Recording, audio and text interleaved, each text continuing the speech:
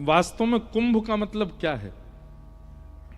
कुंभ का मतलब घड़ा, जो संग्रहित करता हो, जो धारण करता हो रस को, जो रस को धारण करने की क्षमता रखता है, उसको कुंभ कहते हैं। इस समय यदि कोई नजर घुमा के इस क्षेत्र को देखे, सागर क्षेत्र को देखे, सागर में भी श्रीधाम वृंदावन को देखे, इस समय ये वृंदावन ही है, और उसमें भी ये बालाजी क्षेत्र, ये इस पूरे प्रांगण को देखे तो यहां पीछे गिरधर लाल जी से लेके वहां पीछे तक ये पूरा कुंभ है, और इसमें इतने सारे रस बिंदु एकत्रित हैं, तो ये कुंभ से कम नहीं। यहां पर प्रवेश करने वाले को निश्चित है कि त्रिवेणी स्नान का फल वहीं से ही प्राप्त हो जाता होगा। अब जो लोग कुंभ में बैठे हैं वो हमारी बात सुन के कहेंगे, देखो जबरदस्ती कुछ भी बना रहे हैं बात, ये खुद कुंभ में नहीं आए हैं, इतने सारे लोगों को भी नहीं आने दे रहे हैं, और वो कह रहे हैं यही कुंभ है। हम गलत नहीं कह रहे हैं, यहां पर संत जन भी विराजमान है, सबको बारंबार प्रणाम करते हैं। बहुत ध्यानपूर्वक सुनिएगा। श्रीमद् भागवत में वर्णन है कि श्री सुखदेव जी महाराज परीक्षित को जब कथा सुना रहे थे, तब देवता अमृत कलश लेकर के आए कथा में, और उस अमृत कलश को देख करके श्री सुखदेव जी महाराज कहते हैं, क्व कांच क्व मणिर महान ब्रह्म रातो विचार्य एवं तदा देवांजहासः। अमृत सामान्य नहीं है, लेकिन उस अमृत को भागवत जी के आगे क्या कह दिया, बोले ये तो कांच है और ये मणि है। कांच और मणि की तुलना कैसे हो सकती है? श्रीमद् भागवत सामान्य नहीं है। भागवत जी एक प्रकार से कुंभ 12 वर्ष में आता है, पर भागवत जी चलती फिरती कुंभ हैं। जिस नगर में पहुंच जाती है वहीं कुंभ का माहौल हो जाता है, वहीं कुंभ प्रकट हो जाता है।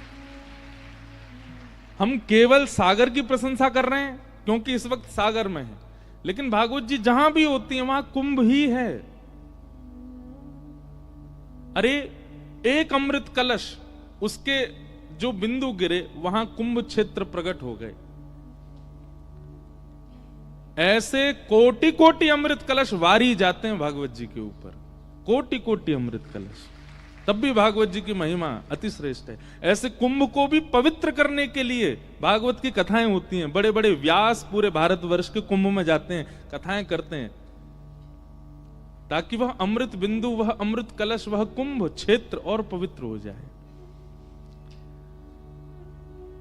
तो ये कुंभ ही है। 7 दिन तक आज जिन्होंने प्रवेश कर लिया है पंडाल में, 7 दिन तक नियमित रूप से कथा सुनिएगा। और बड़ी पावन तिथियां हैं। कल मौनी अमावस्या थी, आज से ये कथा का ये अपने आप ही तिथि बन गई है। ये कोई तिथि हमने पंचांग में देख करके नहीं नियोजित की है, ये अपने आप ही ऐसी तिथि बन गई है। 2 तारीख को वसंत पंचमी, और संभवतः आज 30 तारीख है, 30, 31, 1, 2, और 2 तारीख को ही कृष्ण जन्मोत्सव है कथा में। और वसंत पंचमी को हमारे श्री लाल जी को और वृंदावन में सब ठाकुरों को प्रथम बार गुलाल लगाया जाता है। वसंत पंचमी से हमारे यहाँ होली शुरू हो जाती है। सागर वारे 2 तारीख तक बच के रही हो, हम थे कहीं पता चली फेंटा में हम गुलाल लिए घूम रहे हो, क्योंकि हमारे ब्रजमंडल की तो 40 दिन की होली होती है। वसंत पंचमी से प्रारंभ होती है और पूरी होली धीरे कम कर देते हैं पहनना। तो ऐसी वसंत पंचमी भी पड़ेगी, और वो भी कृष्ण जन्म वाले दिन पड़ेगी, खूब आनंद आएगा। अब उस दिन हम अपने लाल जी को, अब वो तो जैन जी के यहाँ विराज रहे हैं कक्ष में, वहीं उनको गुलाल लगाया जाएगा, एक वसंत का छोटा उत्सव किया जाएगा। और इतनी संख्या के बीच में हमारे लाल जी एक दिन पधारेंगे कथा में भी, गोवर्धन उत्सव वाले वसंत पंचमी के अगले दिन लाल जी भी आएंगे। लेकिन भैया कहीं हमारी बात सुन के वसंत पंचमी वाले दिन कोई श्रोता गुलाल मत ले आना कथा में। पता चली कि महाराज यही होली है गई, सबन में एक दूसरे पर रंग डरगो। आए थे सब लोग श्रोता बन के, गए सब लोग भूत बन के, ऐसी नहीं हो जाए। तो ये भी देखो अपने आप ही वसंत पंचमी का क्रम कथा में अपने आप आ गया। हमसे बहुत सारे हमारे जो हमसे प्रेम करने वाले कई संत जन महाजन हैं, सब लोग बड़े नाराज हो गए, तुम कुंभ में क्यों नहीं आ रहे हो। तो हमने कि हमने पहले ही कथाओं का सब क्रम निश्चित कर दिया था, कैसे आए, सब लोगों को बोल चुके हैं। फिर भी बहुत लोगों ने कहा, तो हमने एक बार जैन जी के पास संदेश भिजवाया कि कथा का समय थोड़ा आगे कर लें या पीछे कर लें, ये समय कुंभ में चले जाएं।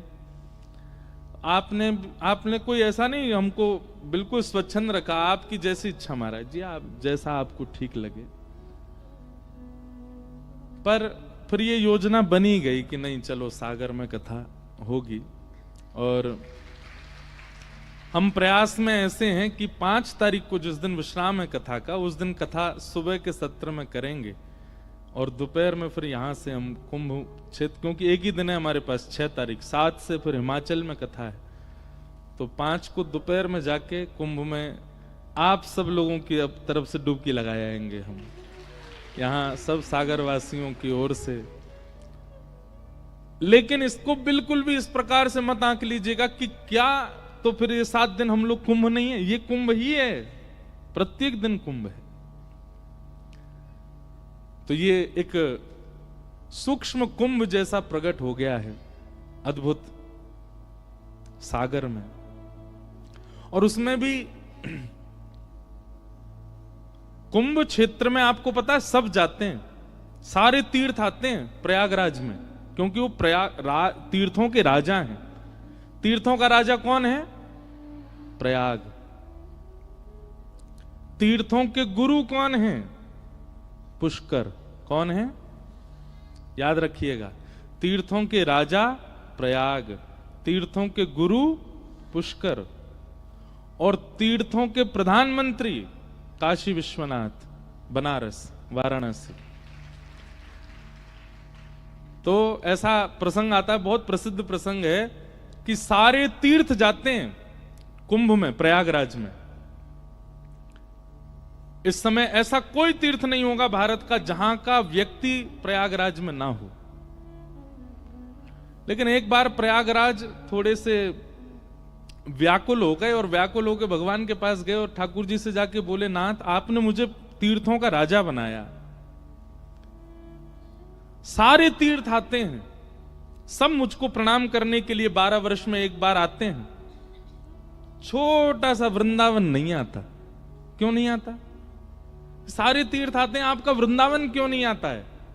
तो ठाकुर जी मुस्कुरा के बोले, भैया तीर्थों का राजा बनाया है, अपने घर का राजा थोड़ी बनाया है तुम। वृंदावन हमारो घर है, वृंदावन नहीं आवे को।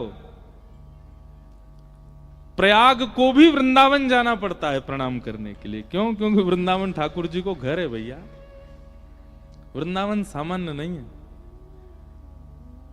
लेकिन फिर भी हमारे वृंदावन के कई बड़े बड़े व्यास, बड़े बड़े संत सब प्रयाग, पूज्य पिताजी महाराज भी इस समय प्रयाग में ही कथा कर रहे हैं। तो सब जाते हैं, परंतु वह वृंदावन जो प्रयाग में भी नहीं जाते, वो सागर आए हैं, सागर में आए हैं। इसलिए सागर के सौभाग्य हैं कि ये 7 दिन के लिए हमारे जैन जी ने, उनके पूरे परिवार